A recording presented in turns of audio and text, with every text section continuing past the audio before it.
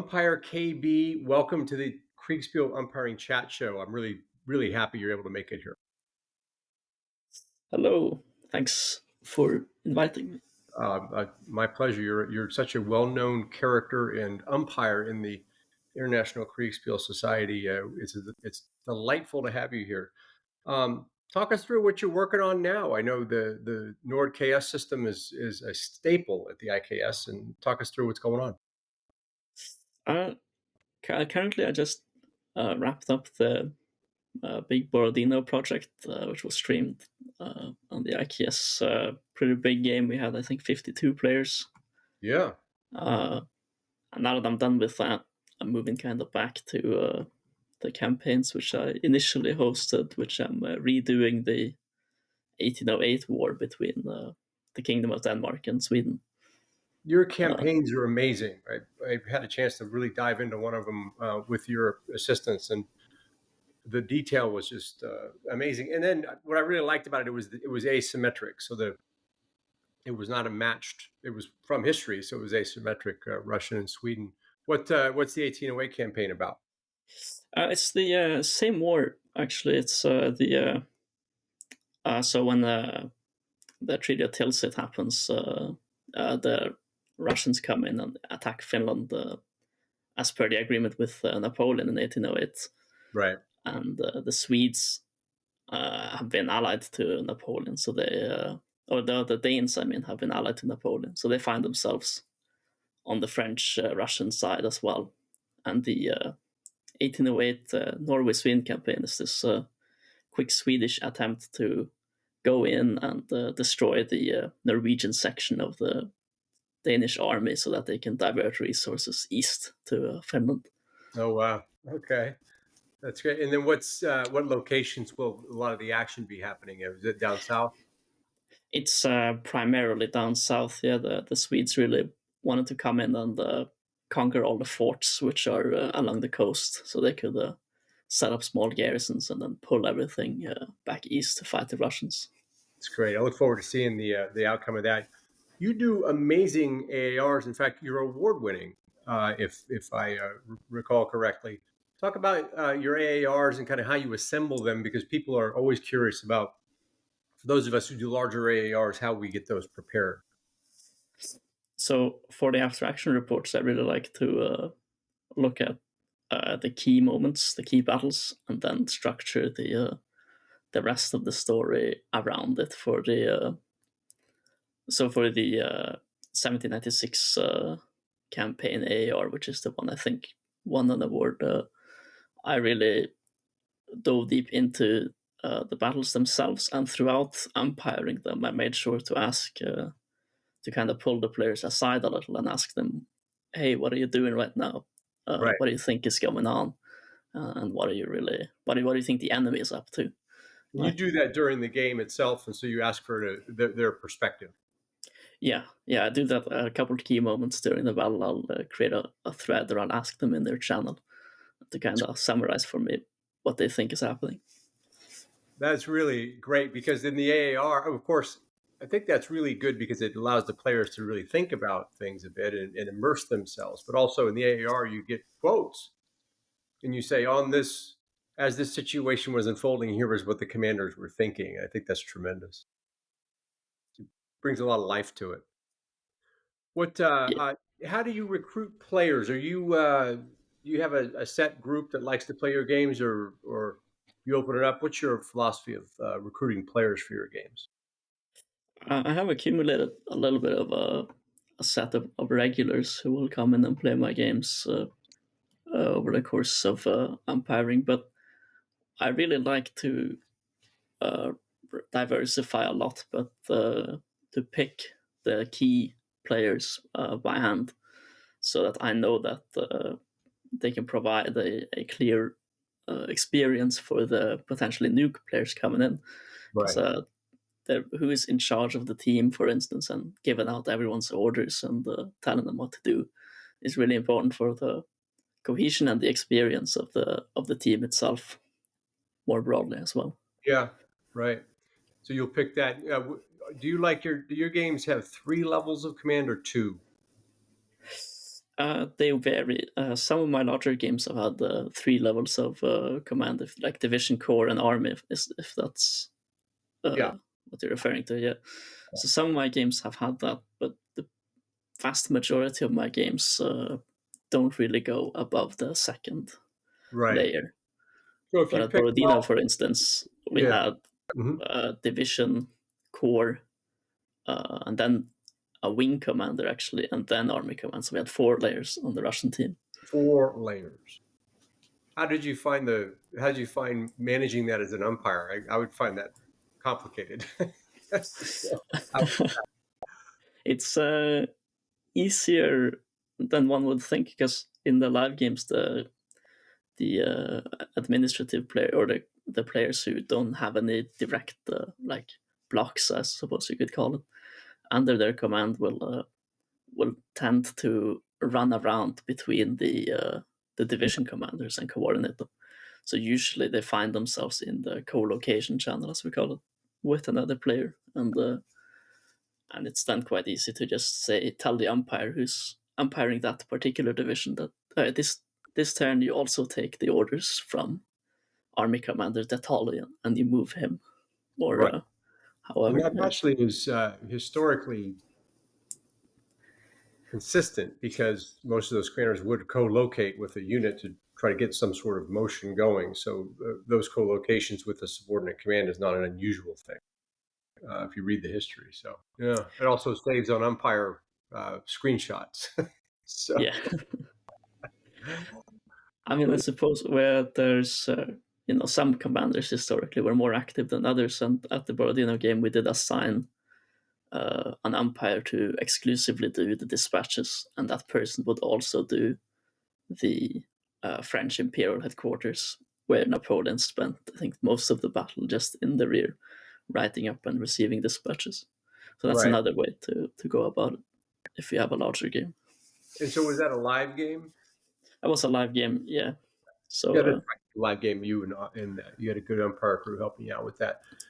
And so how when you do the campaigns, you do some play by post and you do live for the battles. Is that your approach? I mix it up a bit. Uh, so I have in the past done exclusively play by post for the campaign and the battles, and that is probably what it's gonna look like in this one I'm working on currently. But for the Finland campaign, I did run, or me and Dogpilot ran play by post the operational movement, and then we would get into a live game to do the battle, and then switch back Right. over.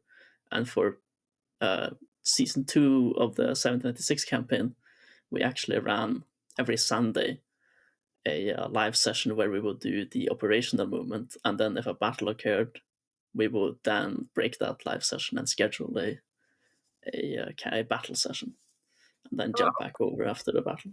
So you did the operational portion live, and then scheduled the battle if one came to be, basically. Yeah. Yes. And how did you because I'm interested in this area myself now. How did you organize the operational? Um, what was different about an operational game when you did it live? What was this some of the So, design features? Yeah. uh, so you have a lot less time to make your mind up as a player. You're probably only going to have 15-20 minutes between every update, and an update would encompass a day on average. But if the players were to run into each other, for instance, a core approaches another, then we would, interrupt that day and be like, and issue a report to a player like it is now, say, noon on this day, and you're approaching here and here, and this game would slow down. But I experienced that the Hmm. live campaign was much more efficient in covering a longer campaign, but it was also perhaps a bit more confusing to the players, as usually they'll have lengthier reports in the play by Right. post game and more time to make up their mind. Yeah. Right. That makes sense. And did you have all the players do those sessions, or just the high level commands? For those, we just ran the high level commands. So we would have 10 players, 2 sessions. So one session for the Italian theater and one for the Rhine theater. Right. Then we would and those players would command essentially a core of each army. So on a campaign, live game or play by post, but on campaign, how do you set objectives? It's very a battle is much. I wouldn't say easier, but a battle seems clearer on objectives. How would you handle the complexity of a campaign objective? So it, I would say it's quite difficult, and it depends whether you are, the scale of the campaign you're running. Like, if Right. you're running just one theater, like the lower, like the Italian theater or something like that of the war, then you might want to give them some fortresses to capture or such some geographical areas. But Right. generally, I find it works best with just giving the players as much context about the conflict as they can, and not being very clear about the actual objective. Try to immerse them, and then they'll kind of set some objectives for themselves. In my experience. You did a really great job on that earlier version of the Northern War around the Treaty of Tilsit and the implications, what the Russians were trying to do, why the Swedes were doing what they were doing, and so it was implied the task. So I think that was a very. I really like the way you created that context. So that I've seen it in action. I think it's very effective. Cool. Talk about combat systems. I think we all have our favorite combat systems, and if you go in the rules channel on the IKS, you see lots of discussion about it. What's your philosophy of combat, and how do you approach your combat systems? Right. So when I first started out, I tried to make my own combat system for a while, which Right. was very simplistic and mostly focusing on the bare bones aspect of things. But I have since then adopted the Otovsky Napoleonic system, which is quite popular right now Yeah. for live games where 15-minute turns and such. But I am now in this upcoming 1808 game going to experiment a little bit with more simpler systems again, and try to have it be have the players be less privy to the modifiers which go into the engagements, because the auto system is fantastic for live games, but for play by post, the players might get a bit too familiar with the different tokens and their meanings and such. Right. Exactly. Right. And the live games, players don't have time to kind of decode all of that, but in the Yeah, play-by-post, you can kind of study the map. What? yeah, and in the live games, when you jump between an umpire, so you want, for instance, you have a lot of umpires and you're gonna change up the zone. So now a different umpire does the player, they can jump right in, they can see all the tokens, and they know exactly what's going on. So it's super efficient in that way. It tells the whole story for the umpire by which tokens are applied and which states they are in. That's a great point. It creates a commonality of language, if you will, through the tokens that allows for uh, different umpires. That's a great point. Yeah. Um, so, which direction do you think you take it in terms of you use more hidden data in the pieces? You have tables off the chart. How do you think you'll take it in terms of your own approach? Yeah, so I have a spreadsheet essentially, which I've made tracking all the manpower and whatever modifiers else I will apply to them. And Okay. then for the engagements, I think I'm going to use the I forget who wrote it out, but it is essentially the simplest system. I believe it was Glorious Ruse, where you sort of look at all of the modifiers which you have written down, and you kind of think what's going to occur here, and then you Mm-hmm. roll a dice to see, on the scale of how it will not occur. So you might line up a shaky line against a column attack, and you might think that, oh, I think this line is going to break. And then I set the dice modifiers, then, like, oh, if I roll a 1, then they stand, and if I roll a 4, then they run away. And just, bring it back to I guess, a little bit more unpredictable for the players what's going on, because they Yeah. can't roll the dice themselves and test the result and so. Well, that approach that's the approach I use as well. How do you build knowledge about the period personally? Do you use all games? Do you read books? Do you watch videos? What's your personal kind of research approach? So I read quite a few books about the Napoleonic Wars, and I've listened Mhm. to a lot of podcasts and such. But for this particular campaign, uh, the invasion of Norway, I've actually gone in on the National Library's website, and I've read a lot of the first-hand reports which some of these commanders were writing to kind of get a feel for Brilliant. Yeah, how how they would think about an engagement and what they thought was occurring and the results of it and so on. that's To great. kind Yeah, of yeah and that makes that the ruse approach of having the expectation really work because you're using those firsthand reports as informing your own opinion on what's probably going to happen. Right. yeah, it's always going to be a bit faulty, of course, as any system is, because it relies very heavily on the umpires' knowledge on the period, and my knowledge is probably wrong in a lot of places, but one always hopes that it's right most of the time. Yeah, in the researching, reading the books, and in going to the source material is great. How do you? I'm peppering you with very specific tactical questions because you're so knowledgeable, and I think these are all tips that the umpires can pick up on. If if you have your spreadsheet of different units, and we usually all organize these spreadsheets by order of battle, so the first brigade has the first regiment, the second regiment, etc. As the chaos on the map starts to unfold and regiments are everywhere, how do you keep track of everything personally? What's your approach to keeping track of where all these units go? Um, I like to have so in regards to like which units belong to which brigade on the actual battlefield. I Yeah, like to how, have how do you map all that in your yeah. brain to keep it going? Well, I like to try to keep it as orderly as I can, but that obviously falls apart a lot of the time. Sure.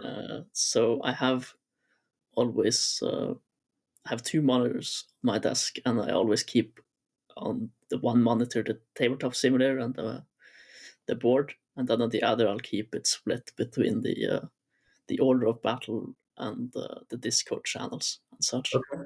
So I can just look up. I can look at the pieces like the 55th Regiment. Who they're being rallied and they're being ordered back to their brigade, but where is that? And I Right, right. That's can look up and I can. hopefully you show up for a live game and the lead umpire says, "Congratulations, LaFondiose, you're covering the 27th Regiment." And you say, "Well, where is that?" The lead umpire goes, "I don't know." So Yeah, piece to try to find him. Yeah, right. So you to have keep screens essentially has really helped you kind of keep all the yeah information right in front of you. yeah Yeah, just keeping the list or like writing out a proper list when you make the scenario, and then you can keep it in the background and you just control F search for right. whichever regiment and it takes you there, and you can find it quite quickly. But how But many? it doesn't always work that way. No, right. So, There's always moments where you're just totally confused and off it goes. I think only experienced umpires can kind of laugh about it. New umpires, it causes stress. But as you have experience, you just kind of say, "Oh gosh, I have no idea where the 47th Regiment is."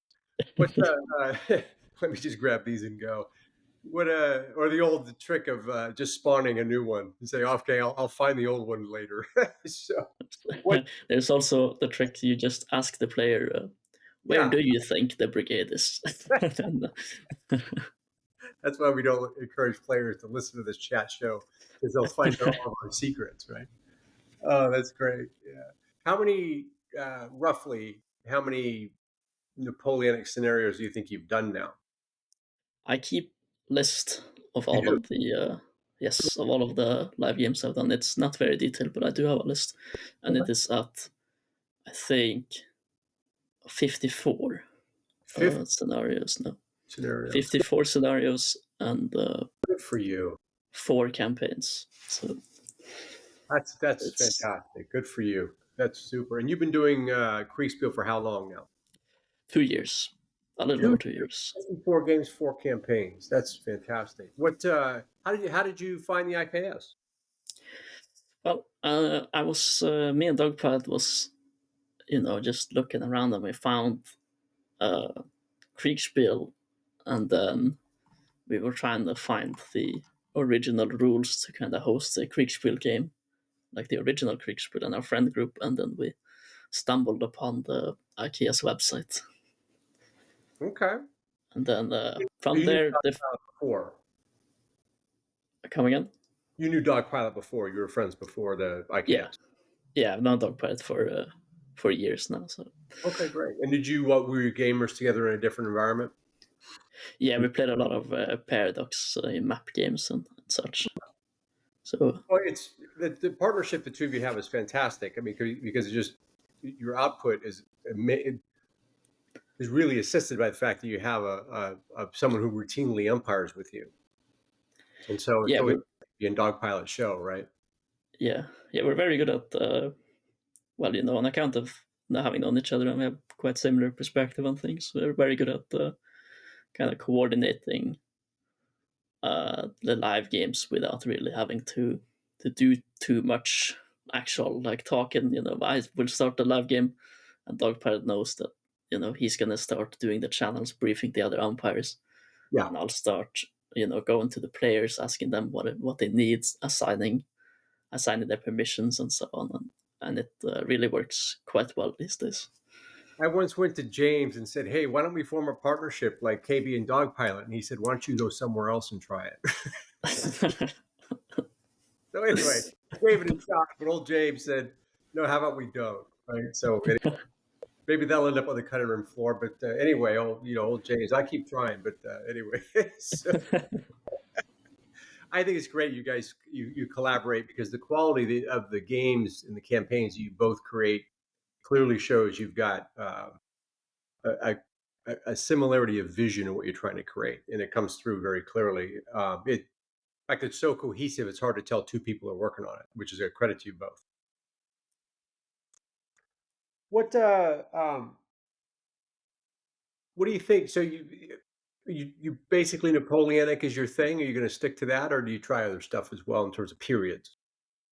So I have only done Napoleonic games essentially so far, but I am thinking, and I've been, you know, working a very small amount on potentially branching out into some World War Two or possibly World War One games on the Okay. tactical level, but nothing has come of that, quite yet. But I am familiar with Otto's World War Two system, and I've assistant umpired him when he hosted World War Two games. Yeah. Yeah. Uh, it's just Yeah. creating these World War Two scenarios is quite daunting. There's a lot more, at least in my opinion, there's a lot more variables to take into account when you design the order of battle and the scenario and such. No question, because his system goes down to company and platoon level, the World War II system, and so when you get down into engagements at that level, um, the research is harder because you either get, in my experience, you either get kind of platoon level theatrical actions of people taking out machine gun nests, or you get kind of corps and army level. It's really hard to find a cohesive account of a brigade. Yeah, They'll say the Fourth Brigade went here, but they don't say the Fourth Brigade had these battalions and orders of battle. It demands a little more research. So I know what you're saying. yeah, and limiting it and having a good scenario. I mean, so much happened in World War Two, and I'm not too familiar with the actual history of it. I'm much more of a Napoleon nerd, so to speak. Right, right. That's that's right. It really comes out of your reading. So if you're fascinated with well, I know a lot of auto scenarios coming out of the Baltic states later in the war, right? So he clearly has an interest in that time period. So he knows the orders of battle, et cetera. A lot to do there. Cool. And then how do you organize, no secrets about your life or anything, but how do you organize your time? Because you are in GMT plus two, right? in terms of how do you organize your day? You study by day and game by night, or just generally how do you approach the hobby? Yeah, I'm in a Central European Right, time zone, but I like to always try to keep my afternoons free, no matter right. how super hectic things are, with university or anything as such. So I kind of need to chip away at Kriegsspiel every now and then to keep my sanity Yeah, from, right, right. I think it's pretty good. Uh, but sometimes I do spend perhaps a little too much time on Kriegsspiel, and that results in me having quite big breaks. I think it was a couple months between me hosting games after the end of the first and second 1796 campaign there, and that took quite a long time Creep feels away a because it because when you're between games, you feel so free and relaxed. Then you start getting the itch and saying, "I need to put this one on the table." yeah yeah I'm you kind of between exit the scenario thinking games. yeah you kind of exit the scenario thinking like that was so much work, never doing that again. And then There's that and then 2 months moment later it's like you wake up at 3 a.m. and say, "You know yeah what? I think if I did this," and then it's off and running. yeah Right. And the give some advice for new umpires coming on. You've 54 games, 4 campaigns, a tremendous amount of experience. You saw Kriegsspiel in the earlier days when it was a much smaller group and fewer rule systems, fewer references, and how would you? It seems now there's so much information. We almost have the reverse problem. You could feel overwhelmed as a new umpire. What advice would you give to someone coming on and starting new? I would say uh, start with something that you can do, right? A lot of the common trap that a lot of new umpires fall into is okay, my first game, I'm gonna do the entire German campaign of 1813. It's like over a million soldiers. Right, It's like, no, you can't. You can maybe give out the turn one updates, but after that, you're gonna realize like this isn't something I can do right, consistently, week to week. So I would always encourage new umpires to favor more limited scenarios and which they know that they can frequently update. Players appreciate, at least an addict yeah, such as myself appreciate, quite quick updates every couple of days, perhaps once or twice a week. right, So you really should try to start with the mindset of, if I was playing, would I grow bored would I grow bored of this, or would I appreciate maybe having a bit lower levels of commands so I can have more direct control, hands on, and so on. And right, right. don't be afraid to ask, Otto or myself or other master umpires, because trust me, there's nothing more that the most experienced umpires want to do. There's nothing they want to do more than just talk about Kriegspiel. I mean, that's This this show is evidence of that, right? I've never had a yeah, umpire say no. I just yeah, want your gaming. I'm told no. yeah. And so, with that, talk about your philosophy of making maps, and then we'll kind of weave that into new umpires. Because I found map making very overwhelming when I started. How do you make your maps? I don't actually make any maps, but Okay. I do grab the historical ones from wherever I can find them. Essentially, I for this campaign I'm currently about to run. I'm checking out, as I said earlier, the National Library has a good collection of maps, Okay. and the Map Institute. And for the Finland campaign, Dogpilot checked out the Finnish National Library. I really like to try to keep the maps as period accurate as possible, and usually a good place to check that, if they're not on the Arcanum, which is a popular website, is to check the country's national library. And if you don't speak the language, just Google Translate the website. There's plenty Yeah. of resources for that. Lots of help on that. So just for new umpires, this is a point of inspiration. You run your 54 games and 4 campaigns on essentially period maps that have been unaltered. Now, there's no units on it and things like that. These are because I've seen your games. And so you run them right on. You basically get an image of the map from that period, and you run the game on it. Period. And there's no Yeah, creating, QGIS, 3-dimensional, this, that, and the other thing. I think there's yeah, a little bit in the IKS maps section where you get kind of like, oh my gosh, I have to become a geospatial engineer to figure out how to do a Kriegsspiel. Well, not really. You can pull a decent map down and run a game on it. yeah. Like for instance, the 1796 campaign we ran on the Schmitzkarte series from the late 1790s, which, if I'm not entirely mistaken, take it with a grain of salt, I think it's the map series which Archduke Charles himself commissioned Oh, really? uh, to have as his military maps for a campaign. So Oh, it has a certain amount of authority there, I guess, would be the word. yeah, so yeah, check the national libraries and government websites usually have these things Yeah, yeah. available. And then pieces. I've seen your pieces, but what's your philosophy of creating pieces for your games?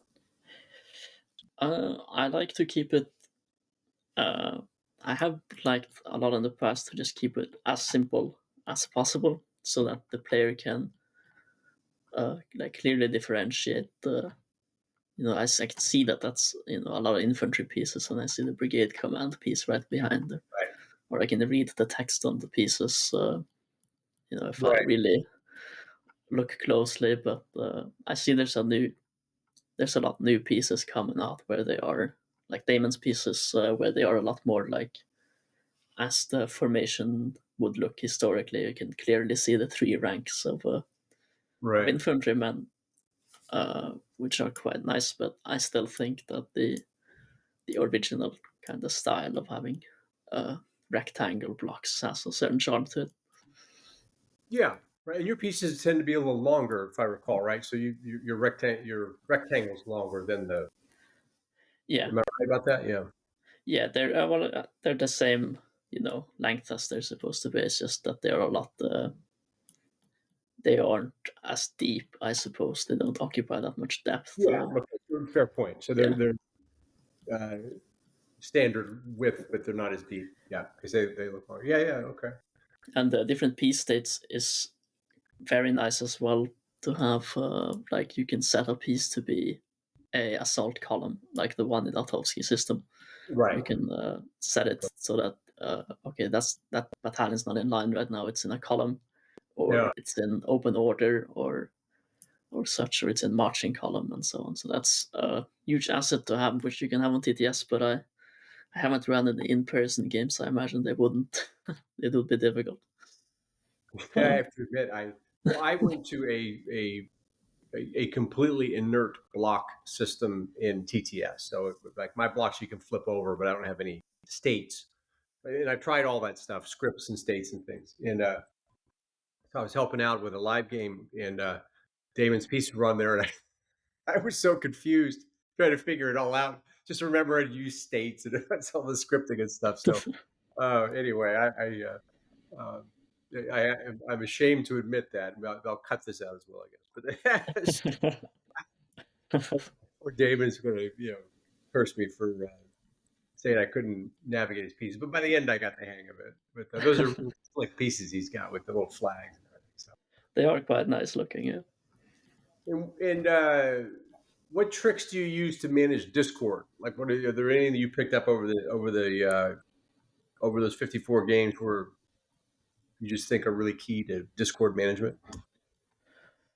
Uh, it's just it's the small things. So in one of my first campaigns, I experienced that one of the players had a lot of second in command or staff players following him, Right. and for a play-by-post game, it can be quite it takes another couple extra minutes to set all of the permissions individually for a co-location channel, for instance. If that player is going to speak with someone else, and I gotta add his entire staff of 8 or 9 people.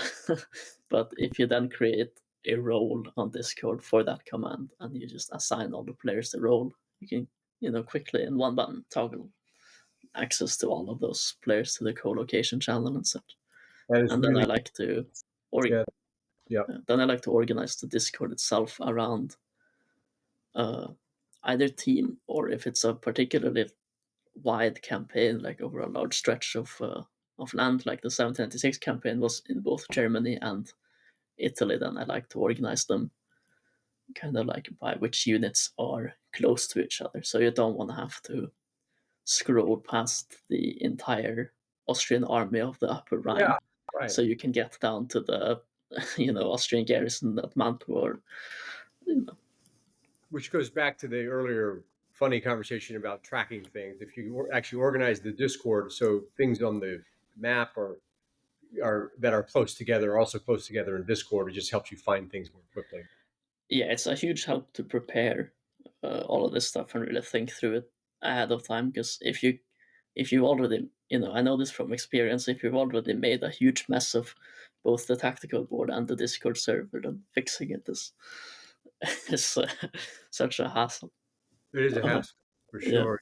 A little bit of, and then how do you approach? I've seen your pre briefs, and what is your thought about briefing players ahead of time? You write a detailed update, or how do you do that? I always try to keep it uh, as brief as I possibly can because I know the there's not everyone wants to read through the whole 20 page or 30-page document, even though I would.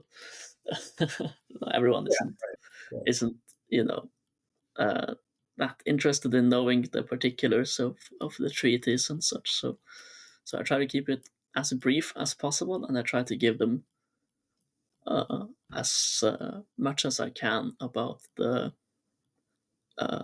the wider picture implications, like what has led to the conflict itself, right. and then bring it down into the detailed dispositions, and then list the order of battle separately, Okay, even in a separate channel. Sometimes right, right. is And that's good. also something that people refer to during the games. That's useful to have it separated out.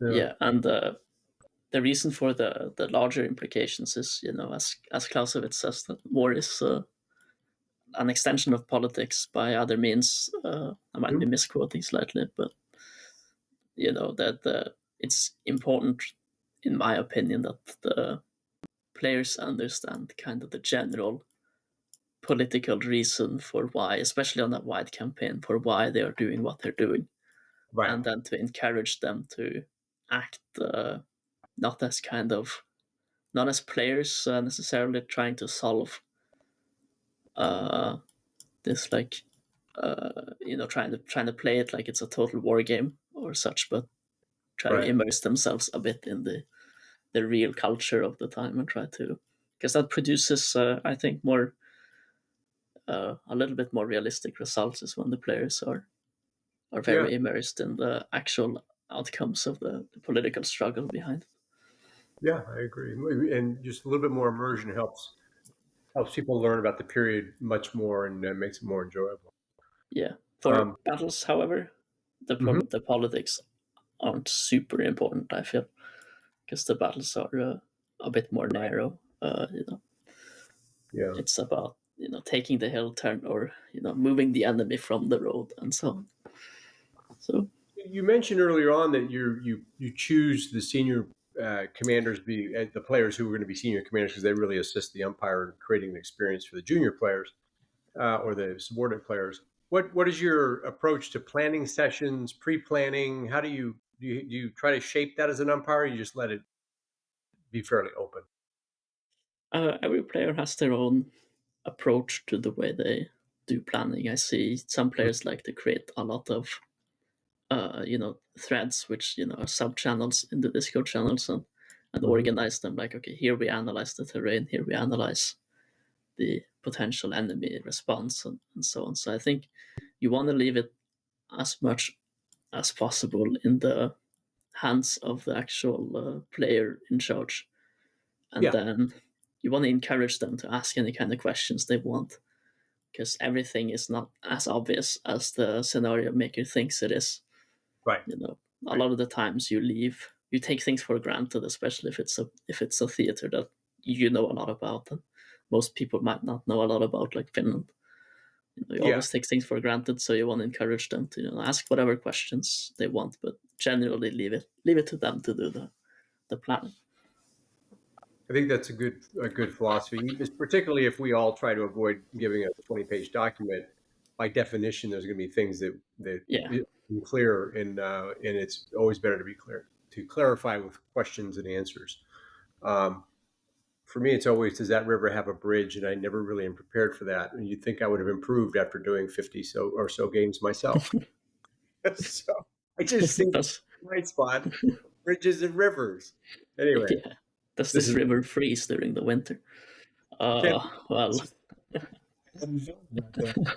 Let me go ahead and find the 47th Regiment and see when we get that going. Oh man. Are there any last things you'd love to share with other umpires? This has been terrific. And I've really been grilling you on details because these are things that help other umpires get better at their own craft. Is there anything we haven't talked about that we should share? uh, I can't think of anything. I Okay. wanna anyone who wants to umpire, they should just throw themselves into. Go into It's you're allowed to fail a couple times. No yeah. one's gonna persecute you for No, canceling a game. no. As long as you keep after it, it gets better. KB, what a tremendous honor to talk to you, and thanks so much for taking the time. And it was evening time there. I found this hugely helpful, and I always pick up a thing or two every time I talk to an umpire. So terrific conversation. Thanks for coming on. Yeah, thanks for having me.